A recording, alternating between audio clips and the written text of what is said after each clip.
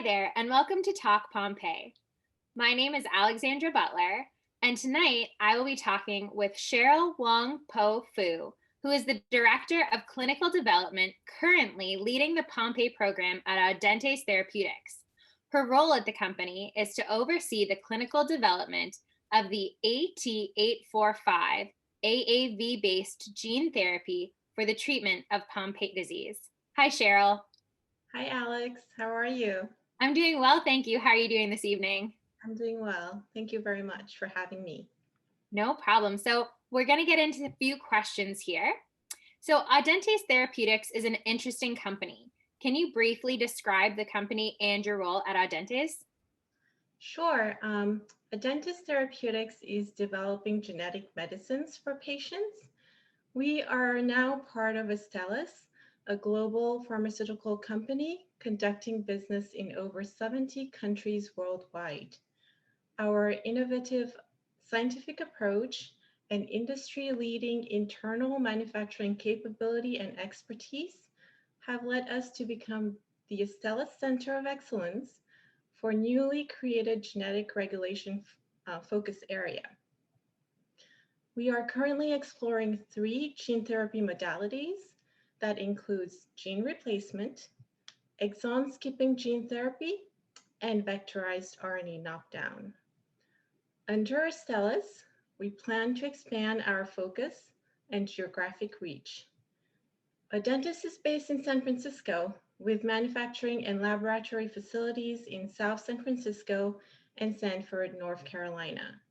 And if you would like to learn more about Audentes, we welcome you to find more information about us at www.audentestx.com.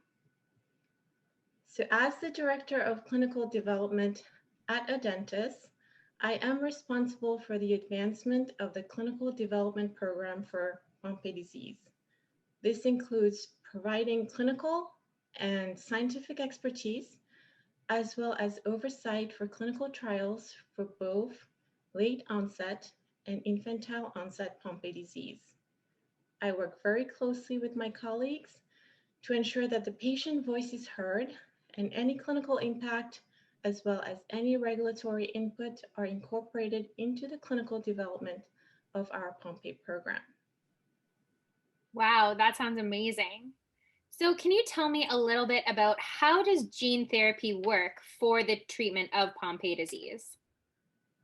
So at Audentes, we have an investigational gene therapy product, and our investigational gene therapy product is comprised of a working copy of the GAA gene and a vector. The vector acts sort of like a transportation vehicle to carry the gene to the appropriate cells in the body. In this case, we use a very small and simple virus called adeno-associated virus, also known as AAV, as the vector. And AAVs have the ability to enter the body's cells and are known to not cause viral illnesses in people. The AAV vector carrying the gene is administered one time through an IV infusion and carries the new gene to the muscle cells. Once inside, the new genetic material tells the body cells how to make the protein, and in this case, GAA for Pompe disease. This approach is known as gene transfer or gene replacement therapy. That sounds like a pretty incredible process. So, how does gene therapy differ from conventional therapy? Gene therapy aims to correct and replace a defective gene. Our focus is on the treatment of rare diseases caused by single gene defects in DNA that we truly believe can be effectively addressed using gene therapy. On the other hand, you have conventional approaches such as protein therapeutics, and in particular enzyme replacement therapy or ERT, that attempt to replace the deficient protein, but they do not correct the underlying genetic defect causing the disease. Protein therapeutics also often require frequent administration by injection or infusion, and they are often resulting in suboptimal safety and efficacy. Research has also shown recently that for some diseases, genes delivered by gene therapy can last many years, potentially by providing long-term patient benefit from one single infusion. Wow. Well, I can tell you that less needles sounds really great to me. That's great. So, I know what we're is excited about the one single infusion part. that sounds incredible. So, what is the difference between muscle directed and liver directed gene therapy for Pompe disease? So I'm very glad that you asked because Adentis investigational gene therapy for Pompe disease uses a muscle-directed gene therapy approach. The goal of this muscle-directed approach is to really express GAA directly within the muscle tissues and preferentially in the skeletal and cardiac muscles, which are the tissues that are the most affected by the disease. This approach differs from approved ERT and liver-directed gene therapy that must overcome the challenges of GAA uptake into the muscle from the plasma. The main role of plasma in the body is to take the nutrients, hormones, and other proteins to different parts of the body that need them.